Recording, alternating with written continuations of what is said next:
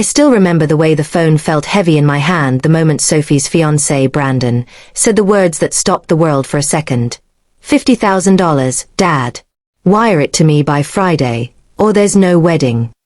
My name is Tom Harrington, and I'm not some vindictive father or a man who thinks he's above the law. I'm the regional compliance officer at First Meridian Bank, the place my family has trusted for 3 generations. I'd raised Sophie to be honest and kind, and I raised Brandon, or at least I tried to be decent. So when Sophie called me the next morning, voice trembling and eyes red from crying, I believed her immediately when she told me how Brandon had cornered her in the kitchen the night before and insisted she convince me to help him out. For a long moment I sat in my car outside the branch, remembering how proud I'd been when Sophie first introduced Brandon. The polite jokes at our barbecue, the way he'd taken her to art openings, how he'd asked my permission on a Sunday afternoon with hands that looked nervous and sincere. Pride curdled into a cold iron knot in my stomach as Sophie's story threaded together. He'd been late to pay back a gambler's debt, his side business had collapsed, and rather than face the people he owed, he decided the easiest target was the man who loved Sophie most. I asked her to send me the messages. Brandon's tone shifted from sweet to menacing in 3 taps. Dad's got money. He's old. You can get this fixed for us. And then, tell him the wedding is non-negotiable. 50 grand or it's off. You can imagine the flood of emotions. Fury, betrayal, fear for my daughter. But I remembered I was a man who had built his life enforcing rules meant to protect people from schemes like this. I didn't want to be the parent who acted on impulse. I wanted to be the parent who made sure his daughter never had to trust someone like that again. So I told Sophie 2 things: don't respond, and come to the office with me. She did, clutching the crumpled phone in her hand, the same trembling hands that once held crayons and science projects. I walked into my office, dialed Erica in investigations. She's blunt, brilliant, and that sort of person you want on your side when the stakes are personal. And I explained the situation carefully, no dramatics, just facts and the messages. Erica's face hardened in that way she has when she realizes something's rotten. We can't selectively freeze someone's account just because you don't like them, she said, voice low but steady.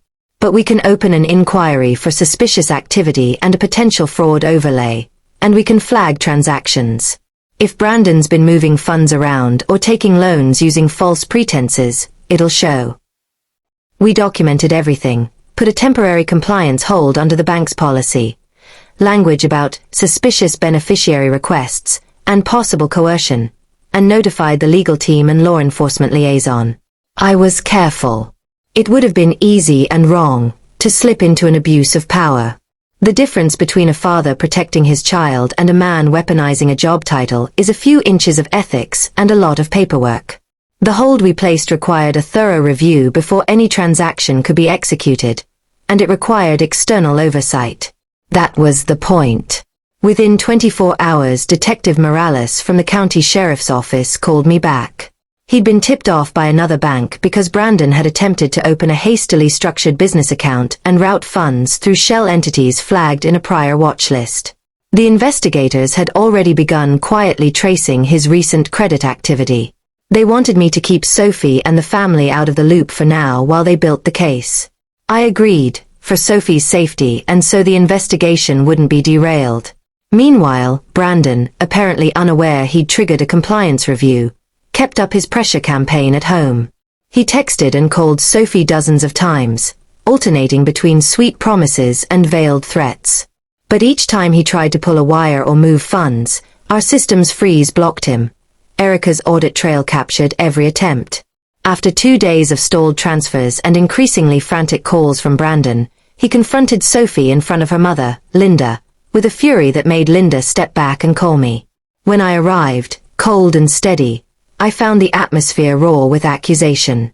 Brandon lied at first, to her, to me, claiming it was a misunderstanding, that he was sorting things out, that his pride kept him from asking directly. I could see it all unspooling. His lies, his entitlement, the ease with which he thought monetary pressure could buy love.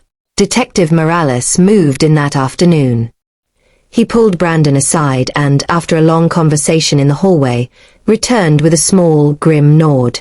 The next morning, Brandon was handcuffed. The charges were attempted extortion, fraud, and an ongoing investigation into his financial dealings with unsavory lenders. The sheriff's office called it an unfortunate but clear case of a man who prioritized quick cash over people. Sophie sat across from me in the quiet of the conference room where I'd once had performance reviews and budget meetings. She curled into herself and whispered, "I didn't see it, Dad. He was different in public. I thought he loved me." I put my hand over hers and told her what I'd told Erica the week I took the compliance job. People who hide their money and always expect someone else to fix their mess rarely become anyone's safe harbor. The emotional devastation in Sophie's eyes was worse than any fine print. Weddings are not just about rings and flowers. They're about the decision to tie your life to another's truthfulness. She had almost stepped into a marriage built on coercion. In court, at the arraignment and later when prosecutors moved forward, a small piece of insurance from the bank's hold made the difference. Investigators had the paper trail, the attempted transfers, the messages. Brandon pleaded guilty to attempted extortion before trial.